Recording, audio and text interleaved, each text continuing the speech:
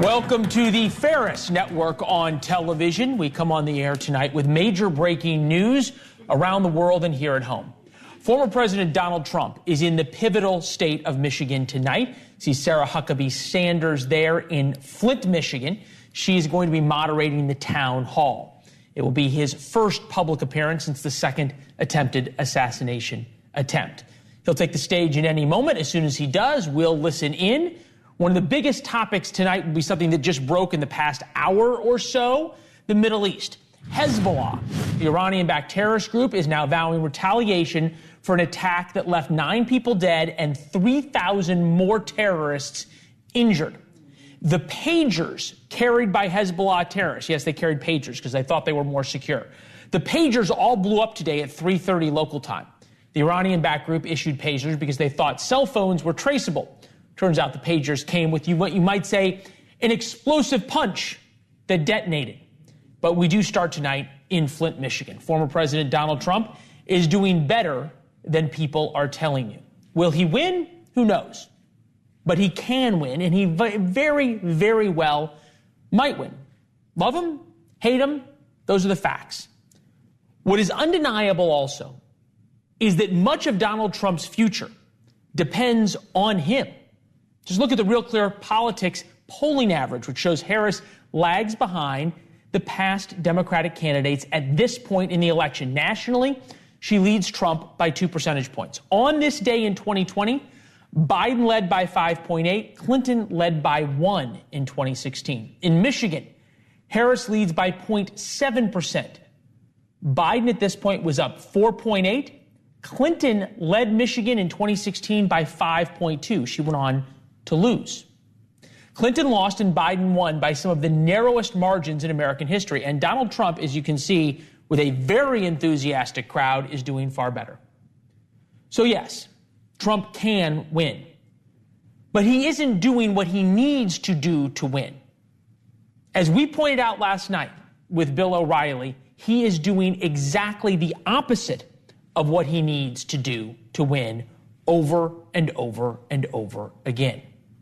I'm looking at the tweet right now, or a social media post. I hate Taylor Swift. Gee, it plays right into Democrats' talking points that this is somebody who is way too emotional and, I don't want to say unhinged, but that would be the Democratic talking point about Donald Trump, does it not? Sure. It's if it were Ronald Reagan, he could say, I hate Love and Spoonful. I mean, it was ridiculous. It's ridiculous. Bill O'Reilly's assessment there as we listen in to Flint, Michigan. God Bless the USA, the Lee Greenwood song. Trump's walkout music is blasting. We'll bring the sound up a little bit there as we look at the former president work the crowd. Former president committed yet another unforced error today, even before the event, when he threatened his political opponents with jail if they cheat in the election. The base, of course, loves it. Swing voters, not so much. It's the second time he's done it this month alone. Now, what could he be talking about today? He could be talking about how local food pantries in Wisconsin are struggling to provide food for the needy because of high grocery prices. This is September. It's not Thanksgiving, and already food pantries are bare. We'll see if he mentions that. He could specifically note that Wisconsin is a state with price gouging laws in place already, so Kamala Harris's plans to fix it wouldn't do much. Or he could shed light on the other Springfield Ohios, like Charleroi, Pennsylvania, which, as reported by local media there, struggles under the surge of Haitian migrants.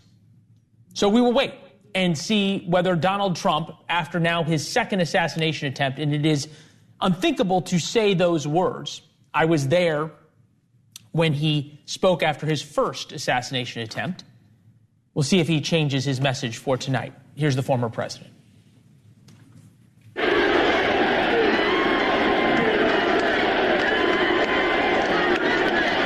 Oh, thank you very much. That's a lot of people for a town hall. Nobody's ever seen a town hall like this.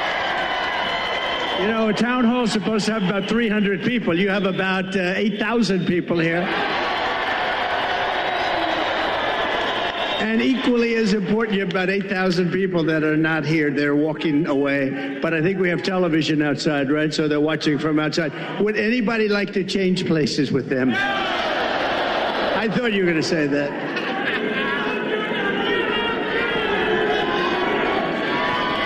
Thank you, everybody. Hello, Sarah. Mr. President,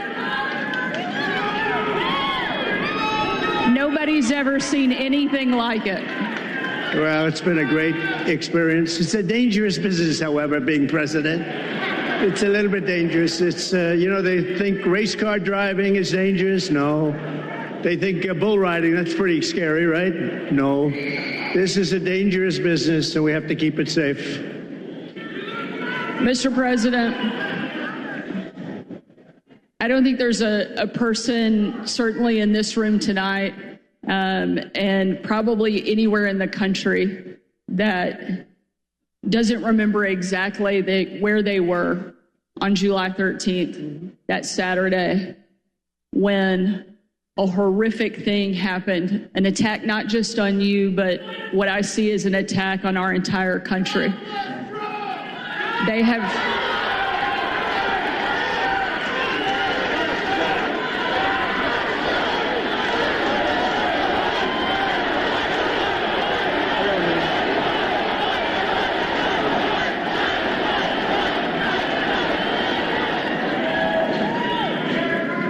I joined with everyone in...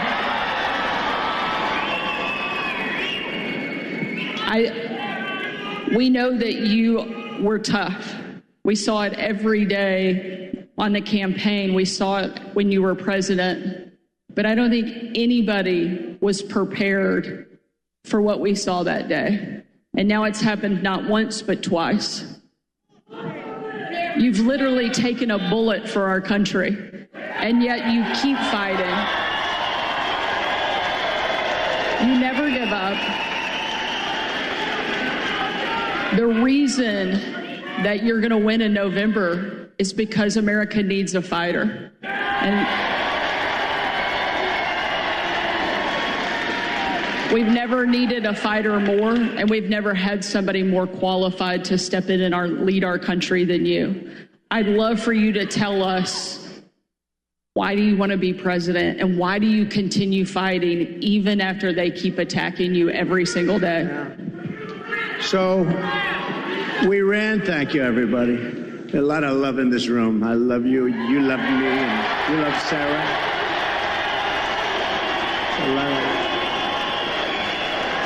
So we ran in 2016, and it was amazing. It was amazing, and we won.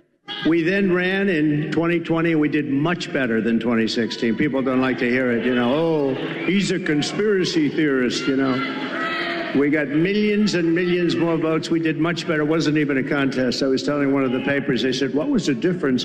I said, well, the difference is we did much, much better the second time. But we had a lot of things happen.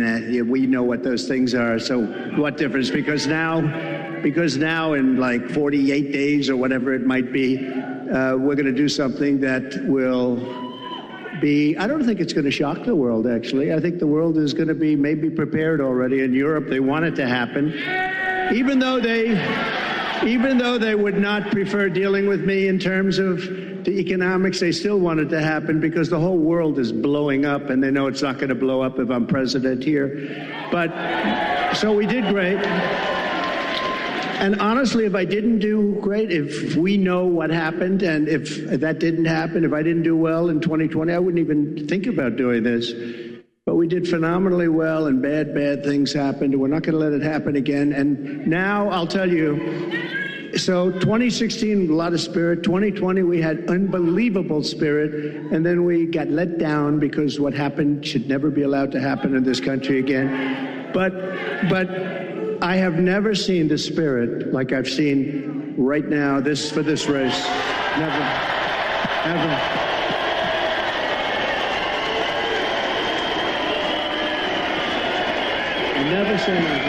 Never seen anything like it. It blows it away from 2016, from 2020. And basically, it's very simple. You're saying what? We're going to seal the border immediately. We're going to drill, baby, drill. You know, we're going to drill at a level. We're going to bring your energy prices down. We're going to try and get rid of a lot of that big lump of inflation that this administration has given us. And I have to say that President Biden called me yesterday. It was very nice. We had a very nice conversation. I appreciated that he called about, you know, what happened the other day. And he says, he's committed. He's committed.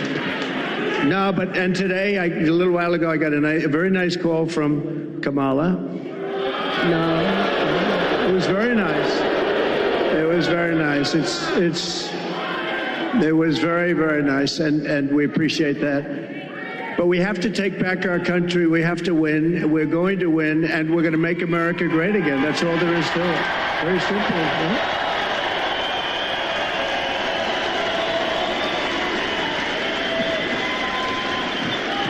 I think it's safe to say that this crowd will all be voting for you.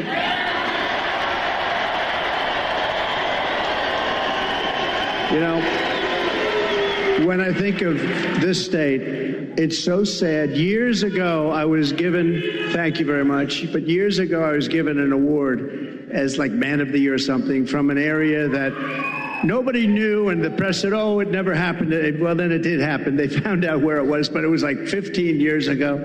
A beautiful area, but nobody remembered it. Nobody remembered it all. All of a sudden, like through a miracle, they found out it did exist, and it was there. And I had the speech, and the speech was, don't let them take your automobile industry away. They're taking your automobile industry away. And I don't know why you do it. Now, I wasn't a politician. I was an entrepreneur. I was a real estate developer, doing great, having a lot of fun, doing a much simpler life than this. Who would think that a developer's life is simple, but it's a lot simpler than this. But I said, don't let them do that, because here I am in Michigan, and I was getting an award, and I'm making a speech. I'm saying, what am I going to say? But I just watched Common Sense. I saw them leaving for Mexico, leaving for China.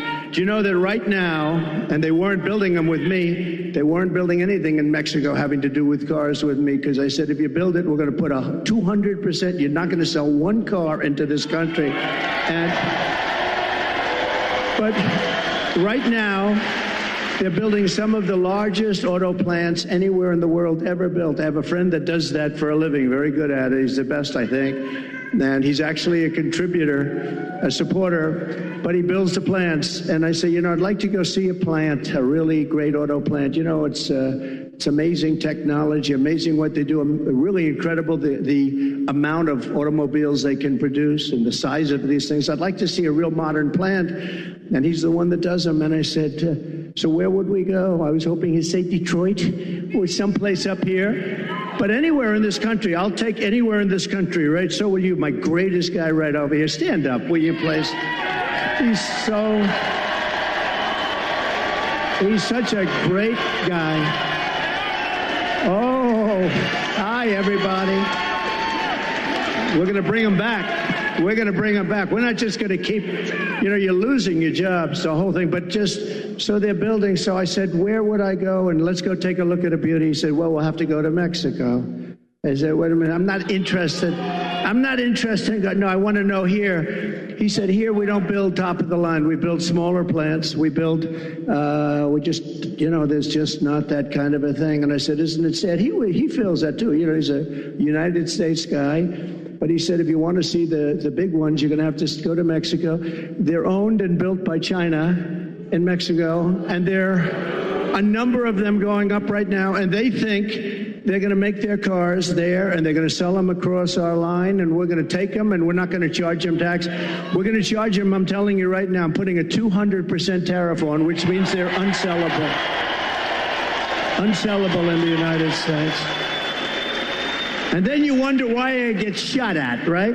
You know, only consequential presidents get shot at.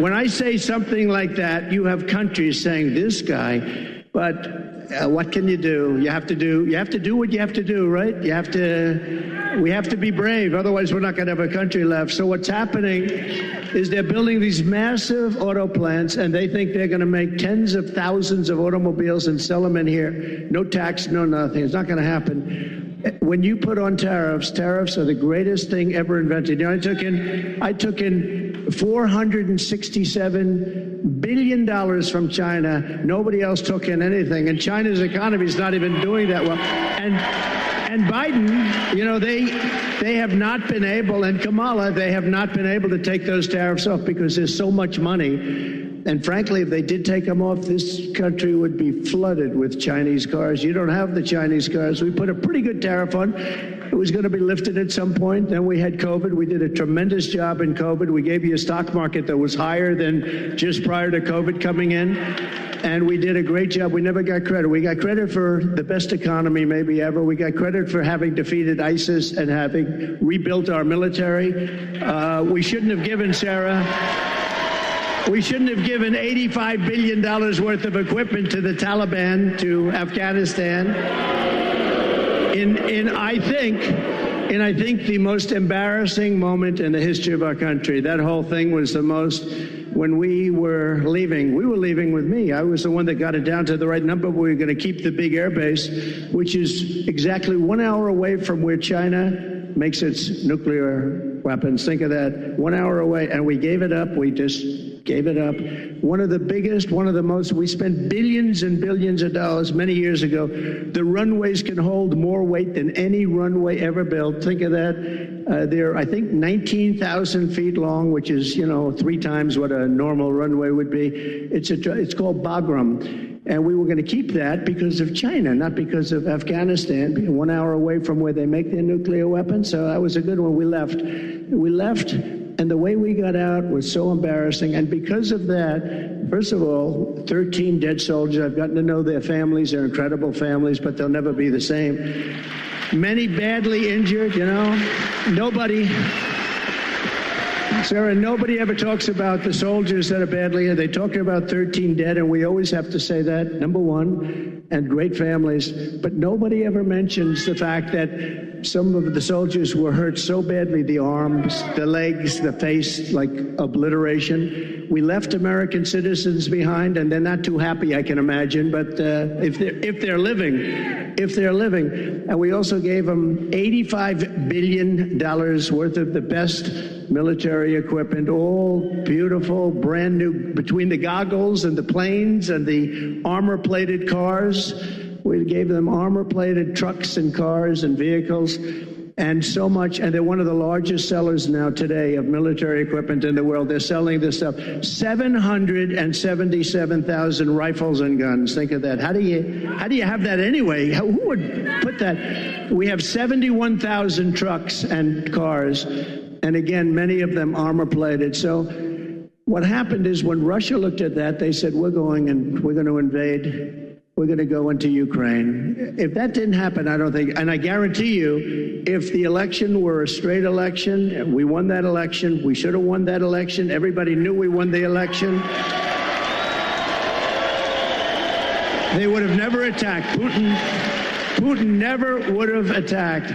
But the oil prices got driven up at $100 a barrel. He made money. He's the only guy who fought a war, and you make money fighting a war. But it got driven up because of their bad energy policies. But when he saw that, and you wouldn't have had, think of this, you wouldn't have had, how different would the world be? You wouldn't have had Ukraine being attacked by Russia. You wouldn't have had October 7th in Israel, where that horrible situation took place because Iran was essentially broke.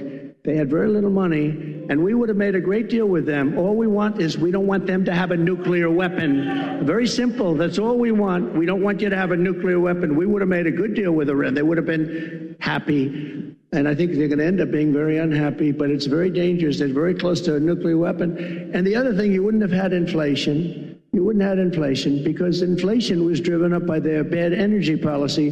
And do you remember your gasoline started going up to $5 and $6 a gallon? And then what happened is they said, oh, we're going to get killed. We have an election. We're going to get killed. And they went back to my policy. So they went back to the same. What they don't, and they say, we produce the same amount as Trump. Well, they went right back to my policy, or you would have had $25 a gallon gasoline. So they went back. What they don't say is, though, I would have been producing 4 times as much. And I took us from third into first place by a lot. But we have more liquid gold under our feet than any other country in the world, including Saudi Arabia, including Russia. And we would have been so dominant in energy. We would have, we didn't need any energy from anybody. We didn't have to protect any other countries in order to get their oil, which we've done for many years in the Middle East. We were energy independent. Sounds so beautiful to say it. We're energy independent. We were soon going to be energy dominant, and we would have been now having so much money coming out of the energy. We just have the best. We have Bagram in Alaska. They say it might be as big, might be bigger than all of Saudi Arabia. I got it approved. Ronald Reagan couldn't do it. Nobody could do it. I got it done. In their first week, they terminated it. Check that one out. Bagram. Check that one out. Think about this.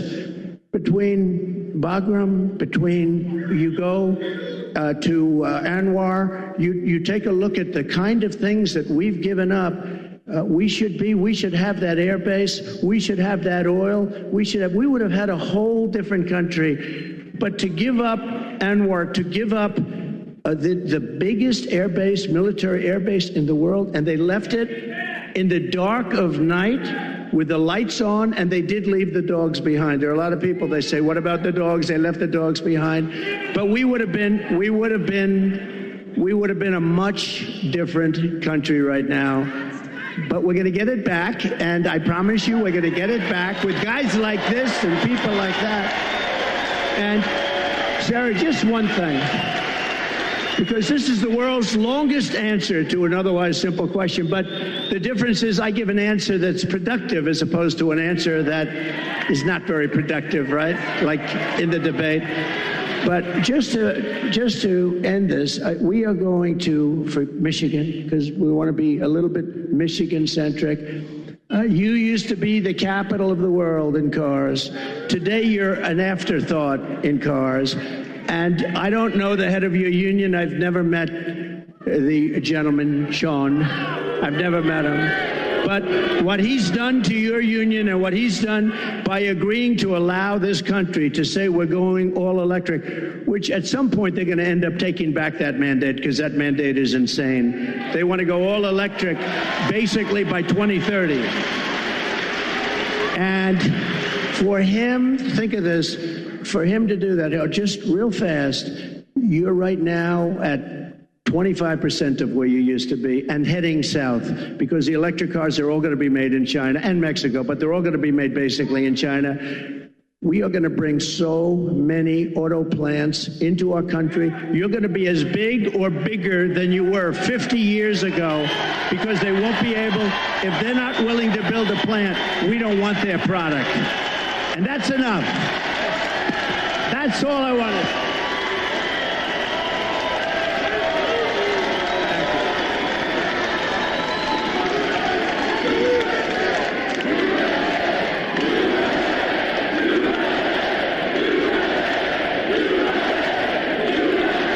And it'll happen fast. It'll happen very fast. I think it's safe to say that Michigan is happy that you're going to be president again.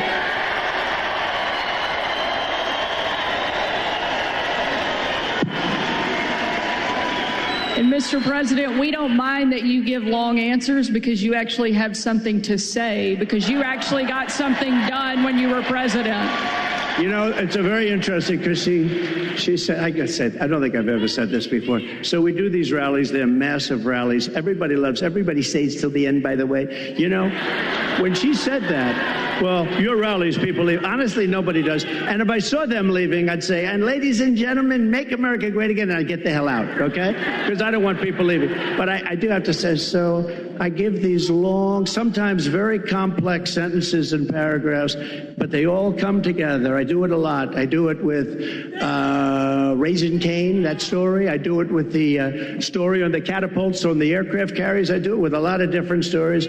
When I mention Dr. Hannibal Lecter, I'm using that as an example of people that are coming in from Silence of the Lambs. I use it. They say, it's terrible. So they say, so I'll give this long, complex area. For instance, that I talked about a lot of different territory. The bottom line is, I said, the most important thing. We're going to bring more plants into your state and this country to make automobiles. We're going to be bigger than before. But the fake news, there's a lot of them back there. You know, for a town hall, there's a lot of people. But the fake news likes to say, oh, he was rambling. No, that's not rambling. That's genius when you can connect the dots. You got to. Now, Sarah, if you couldn't connect the dots, you got a problem. But every dot was connected, and many stories were told in that little paragraph. But there is something, but they say that. The other thing I say is this. We had 107,000 people show up in New Jersey. We had 68,000 people show up in Alabama. We had 79 or 81,000 in South Carolina. And they'd never said, I'm a great speaker. And I said, am I a great speaker? They say, oh, no, he rambles. What the hell are all you people showing up for if I ramble? You don't want to show up for a rambler. So anyway, thank you very much. Mr. President, no one has done more to fight for the American worker than you, to bring back jobs and manufacturing to this country. Tonight, there's obviously a lot of people that really care about the auto industry here. And tonight we have a question from one of the auto workers, Isaiah, here in the audience that would like to ask a question. Good, sure. Where's Isaiah?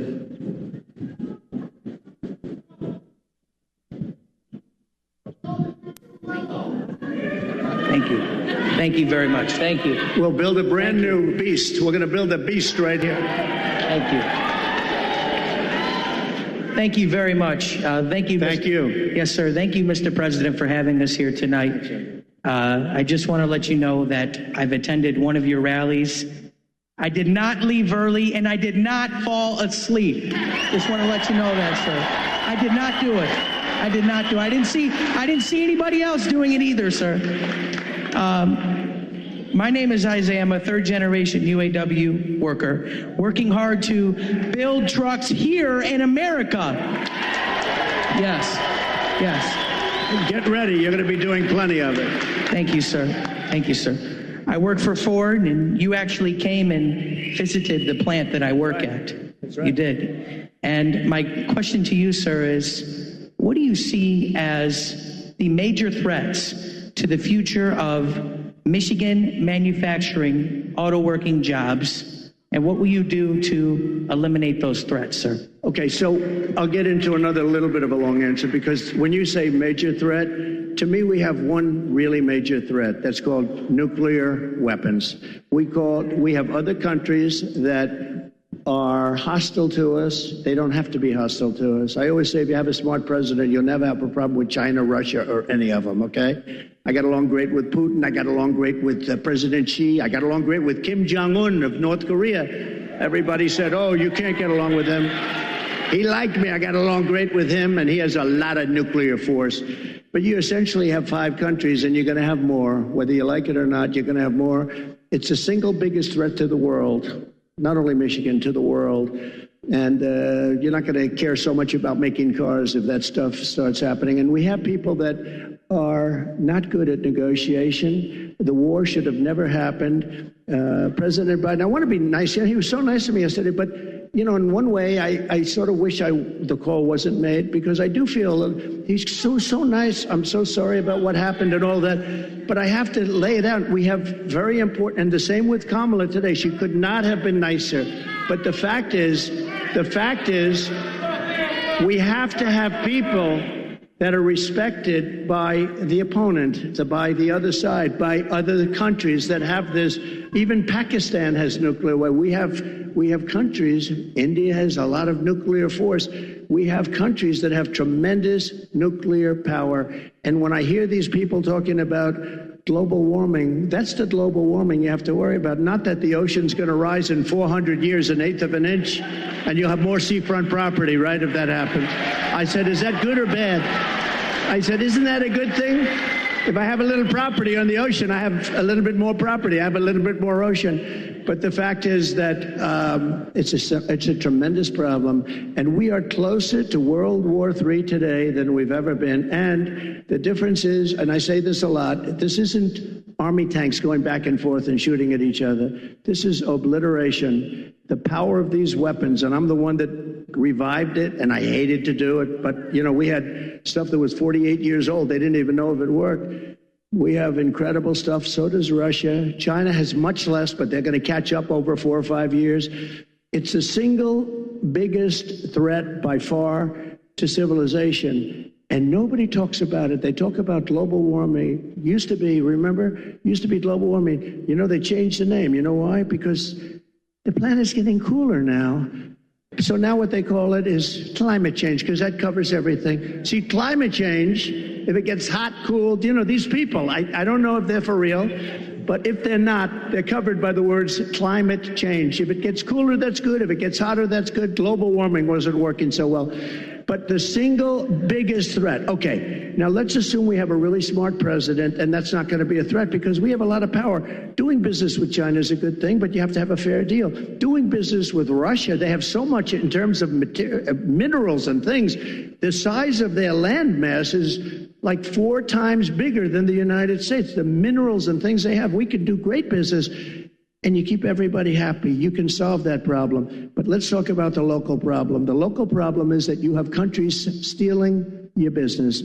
Mexico is a very big one. Mexico, this year, we have a deficit with Mexico. All right, Donald Trump hosting what you might call a moderated rally with Sarah Huckabee Sanders asking him a couple of questions. One question from the crowd in his first comments since the second assassination attempt. Only consequential presidents get shot at, he said, putting them up there with, obviously, Reagan, Kennedy, Lincoln, and others, which is certainly where he holds himself. And probably, to be fair, the esteem in which that crowd holds him based on the raucous reaction. Kurt Bardella, Democratic strategist, NewsNation, LA Times contributor with us. Scott Traynor, Director of Data Science for our partners at Decision Desk HQ. Reagan Reese, White House correspondent, with the Daily Caller here as we continue to listen in to the town hall. Scott, he's in Michigan. You hear him talking a lot about auto workers, the EV mandates, bringing back manufacturing to the United States, tariffs on Chinese cars, 200% he promised. In Michigan, Harris leads by 0.7%. Biden at this point was up 4.8%. Clinton at this time in 2016 held a 5.2% lead in Michigan. That would tell you that in the end, there is a late break for Donald Trump in both of those elections. And does that mean Trump is ahead in Michigan? No, I think that means Trump's exactly where he's at. It's a toss-up in slight Harris's favor. I understand those are the trends from the last 2 elections, but just because we saw it in 2016 or 2020 doesn't mean we're going to see it again. We're not going to see it again. So you think, in other words, that the pollsters have fixed this undercounting of Donald Trump's support. Yeah, Scotty, to fix it? No. What I'm saying is we don't know what way the air is going. That's what it is. I mean, Donald Trump. The air could be twice as much as it was in 2016, and he could win by twice as much, and it could go the other way. Harris could be off by twice as much and go her way. I think predicting polling error at this point in the race, it's fun to do. It's interesting. It gives us something to talk about, maybe ramble about a little bit. But, it's not something we can predict. All right, so Reagan, the Donald Trump we saw today who came out, it reminded me a little bit of Donald Trump at the Republican National Convention after he was shot in the first assassination attempt, and there's an unusualness of letting that roll off your tongue. But from your reporting, have you seen anything in the Trump campaign of them trying to pivot into a more disciplined Donald Trump now that he has a second opportunity, a second chance to redefine himself? I think what we saw from the Trump campaign in the first part of this election cycle was a disciplined campaign. I think we're continuing to see this. I think this rally is a really great example of a disciplined Donald Trump post-debate. We saw Donald Trump really fall for Kamala Harris's bait during that debate appearance. And right now what we're seeing with this quote-unquote town hall that really looks more like a rally, and it looks like Sarah Huckabee Sanders is there to kind of keep Trump on message. She's thrown in those one-liners like, hey, I think everybody here is going to vote for you, Trump, and that gets him back on message. And so I think this is exactly what you're getting at. This is a more disciplined Trump in the Trump campaign's way of trying to keep the president from saying anything that might get him some negative attention. Right. And we've learned that when the press in the world is talking about Donald Trump's losing. When they're talking about someone other than Donald Trump tends to do better. Kurt Bardella, to you, Kamala Harris today in Philadelphia, about this issue of rhetoric. Take a listen. When you are bestowed with a microphone that is that big, there is a profound responsibility that comes with that. It means that you have been invested with trust to be responsible in the way you use your words, much less how you conduct yourself. That doesn't exactly go over the line of blaming Donald Trump for his own assassination attempts, but it gets pretty close. Well, I think that the context here, she's talking about the Haitian migrant story, how Vice President J.D. Vance has repeatedly doubled down on that, how Trump brought it up in the debate. And as a result, this community is dealing with things like bomb threats, and their kids can't go to school. Bomb threats from foreign governments who want to try and help Kamala Harris, but continue. Be that as it may, I think that that's the context that she's talking about, and rhetoric does matter. And there's a conversation happening right now where if you're going to go out there as the Republicans and blame Democrats and their rhetoric for these assassination attempts of Donald Trump, you also have to then be mindful of your own rhetoric. Trump's war room. Look, it's a very fair point. We said it last night with George Will. If you are going to blame if you're going to blame Democrats for the assassination attempts on Donald Trump, fine. People can be inspired by that. But then you are blaming Donald Trump for January 6th. There's no way to divorce those two things.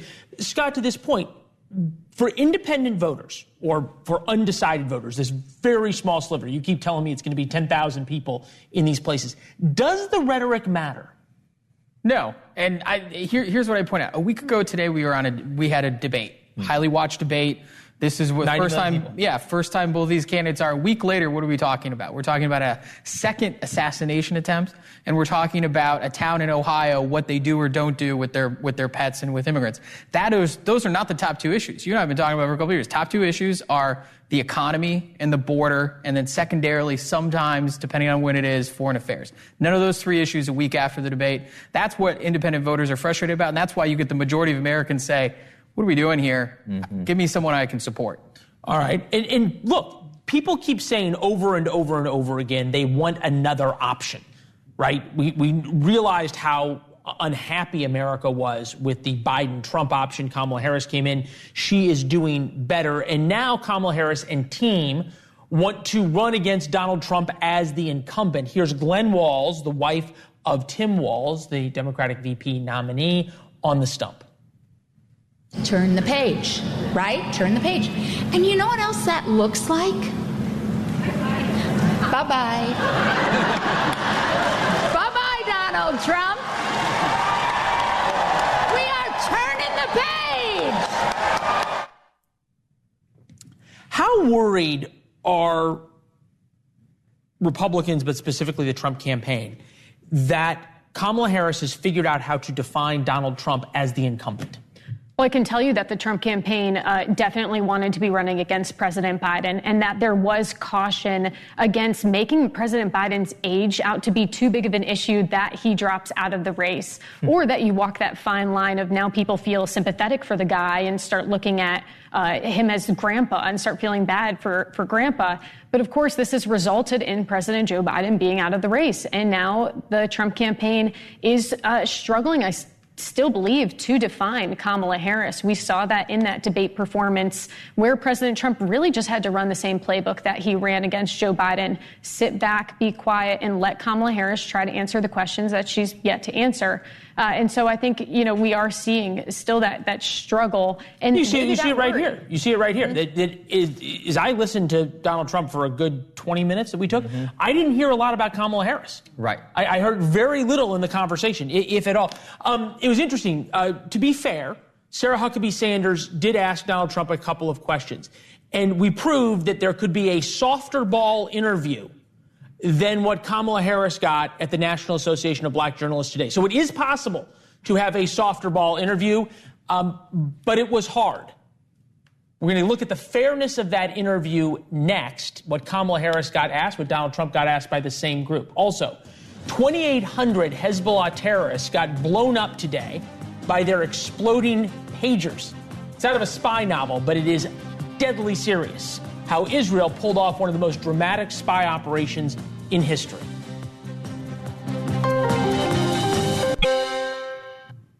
If you haven't heard about this, just pay attention for a second. Israel blew up 2,800 Hezbollah terrorists today. You can see some of the video by selling the Iranian-backed group pagers with explosives hidden inside. It all started when Israel killed Hezbollah's number 2 by allegedly hacking his cell phone and then sending a missile through his apartment window. So the group, Hezbollah, wanted a more secure, untraceable way to communicate with its foot soldiers and some of its leadership. So it got everybody pagers. These pagers use a VHF spectrum. It's an old-fashioned technology. Feel free to explain to your kids and grandkids right now what a pager is. But basically, they have a much stronger connection, operate in power outages, which was going to be good for Hezbollah if there was a war. Here's one of the guys who got paged.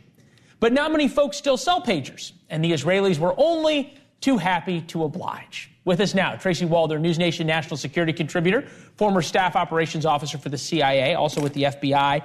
Tracy, I don't know what about this story has captivated the world's imagination, but there's something there that Israel could have pulled off any number of bombings, killed any number of Hezbollah guys. The way they did this, though, is sort of wildly special, is it not? I absolutely agree. And I think one of the reasons this probably captivated everyone's attention is, I think, first of all, the precision, right? The fact that it was directed directly at these Hezbollah members. I also think the fact that it was a remote detonation that did this, I think that obviously kind of captivates people, and I think also the scale, right? This is over 2,000 people, almost 3,000 people, like you mentioned. And I think that's what's really captivating. Yeah, this is video from the hospitals that were overrun with Hezbollah terrorists. You worked against the Taliban in Afghanistan, so you understand the psychological part of this. How much of this is psychological for the Hezbollah fighters, right? That there's this sort of Cold War between Israel and Hezbollah going on right now. It's pretty psychological that you're walking down the street in Beirut and all of a sudden this thing in your pocket explodes, perhaps creates some indelicate injuries, if you will. And you realize that this is in a place that you thought was safe. Right. So that's a great point, Leland. So really the reality is obviously this has physical implications, right? We know people have been injured and have been killed. But the reality is the psychological implications that this has to Hezbollah are going to last for, quite frankly, decades. They have to find, as you mentioned now, new ways to communicate. And they thought they had that in the pager. And this is going to cripple them in terms of their communications for many, many years to come. So really what Israel has done is completely eliminated their way of being able to communicate technologically. And that is going to be a massive problem for them. Yeah, so the video we're watching is surveillance video from various places where these Hezbollah guys were when the pagers all exploded. We've been kicking this around on the set. Why now do we think they did this? The pagers evidently went out a couple of weeks ago. Why 3:30 on a Tuesday? So I think the time, so I just want to talk about 3:30. So I think the time is significant, and that really is the middle of the day. People are at work. People have their pagers probably on them, and most people are awake. So I feel that that's why they used that time. I think in terms of the date, they maybe had several dates that they had in mind, but I think what they were trying to do was do this in response to missile strikes, and the most recent one, probably the Houthi one. Yeah, the other thing that I think is interesting is the Iranian ambassador to Lebanon had one of these pagers. And I'm going to now get kind of wonky in spy talk, but the operational security of Hezbollah, the idea that they were so thoroughly compromised that the Israelis could get something that was going to blow up into the hands of the Iranian ambassador, it has to also speak to, from a psychological standpoint for Hezbollah, not only their communications networks, but the concept that the Israelis have infiltrated them this far. They've paid off enough Lebanese that the Israelis can do whatever they want. So the way that I actually equate that is to when we began the armed drone program in Afghanistan. The Taliban had no idea what we were doing, and they all started to not trust each other because they were all giving the location of each other. And I think that's exactly what's going to happen here. Like you mentioned, the reality is someone from Hezbollah told someone at the Mossad where they were going to be getting this order of pagers from, because that's when these devices were injected with the compound that ultimately made them explode. And so that is highly problematic. They have a massive trust issue now within their organization. So as we talked about before, the psychological ramifications are huge. It's wild how it's captured the world's imagination. And we had to explain to so many people in the newsroom even what a pager was. for the younger generation. Tracy, thank you very much. As always, we appreciate a lot more in this tomorrow in War Notes. That's our newsletter that comes out every day at 4 p.m. Eastern, gives you a look at the show, look at our thoughts on the most important stories of the day. Warnotes.com to subscribe for free. We'll also connect with you on social media, something we wrote about a lot in War Notes today. The NABJ, the National Association of Black Journalists, sat down with Kamala Harris today. And let's just say this. It was a little bit different than the interview of the NABJ of Donald Trump. The fairness factor when we come back.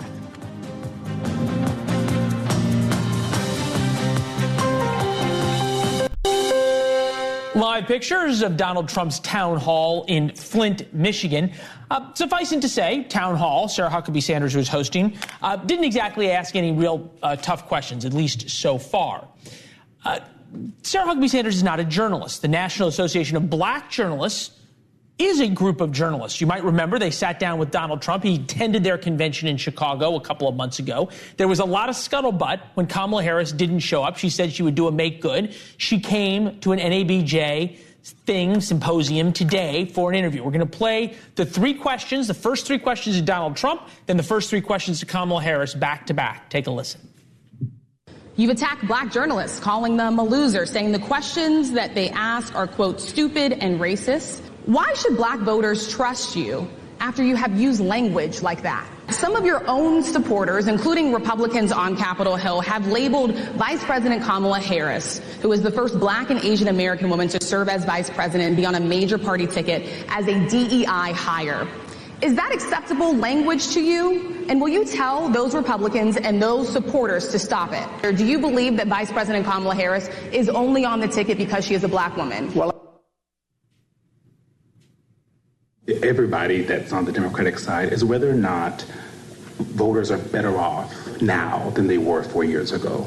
Are they better off now than they were 4 years ago? Please tell us, what plans will you propose to guarantee that families can actually afford child care and elder care? What is your message to young black male voters who feel left out of this economy, and how can your economic policies materially change their lives? Journalists make lousy media critics. That's why I am not going to do the critique. We're back with our panel. Kurt Bardella, Democratic strategist, NewsNation, LA Times contributor. Scott Tranter, Director of Data Science for our partners at Decision Desk HQ. Reagan Reese, White House correspondent, Daily Caller. Scott, start with you. The media has a lower approval rating than Congress. I think we've earned it. That said, does this concept of fairness and of journalists giving one side easy questions, one side hardball questions, does it even permeate down to voters?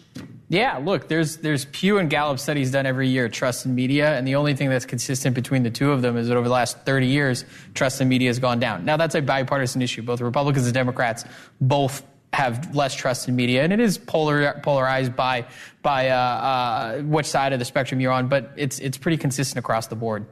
All right, Reagan, I'm assuming this might show up in the Daily Caller tomorrow, this comparison. Should we really be surprised, though? It's already on the Daily Caller site. Oh, okay. Well, there you go. I mean, no, I'm not completely surprised. I think if you look at the panel of journalists that Harris faced today, Eugene Daniels is the author of Politico. We've seen Politico's coverage kind of shift over the past couple of months to be very favorable of Harris. It was once scrutinizing Biden in his old age in office.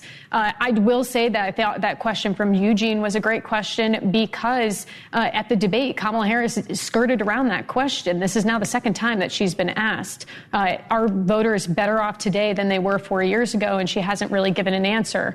A clip that you didn't show that is in stark contrast to what President Trump faced was, can you explain the importance of joy in your campaign? That was a question posed to Kamala Harris. That was a Sarah Huckabee Sanders-esque question from the rally or town hall he's getting. I'm going to get you, Kurt, in the last 30 seconds. This almost felt like a rewind of the debate, right, in a certain sense, right? Ask Donald Trump, why are you a racist? Ask Kamala Harris, how bad is it that Donald Trump is a racist? Are Democrats thinking in any way that this is a danger? Because if between now and the election Kamala Harris does face some tough questions, it's going to be the first time it's going to be such a big deal? Yeah, I think that their approach is anytime you do an interview, anytime you sit down with anybody, if you don't make much news, you've done your job. I really think that going forward, that's really their play. Meanwhile, Donald Trump and J.D. Vance are out there saying, I think, very bombastic things by design, and that sucks up a lot of the oxygen. And I think Kamala Harris is pretty much okay with that. Yeah, Scott, it seems as though we're at a place, and Reagan, you can chime in as well, that you're going to have somebody possibly elected president of the United States without having done an interview or two, which makes the American traditional media almost irrelevant. Yeah, less interviews and also potentially less presidential debates than we've had at least in the last 30, 40 years. Yeah, fantastic points. All right, panel, thank you guys very much. Kurt, Reagan, welcome for the first time. Thank you. Mr. Traynor, good to see you. You got a busy 49 days coming up. A big part of the conversation over the past week has been what is happening in Springfield, Ohio. The man who's been telling the truth about it is a guy named Mike DeWine. He is the governor of Ohio, calling balls and strikes. He's next with Cuomo. I'll see you tomorrow night.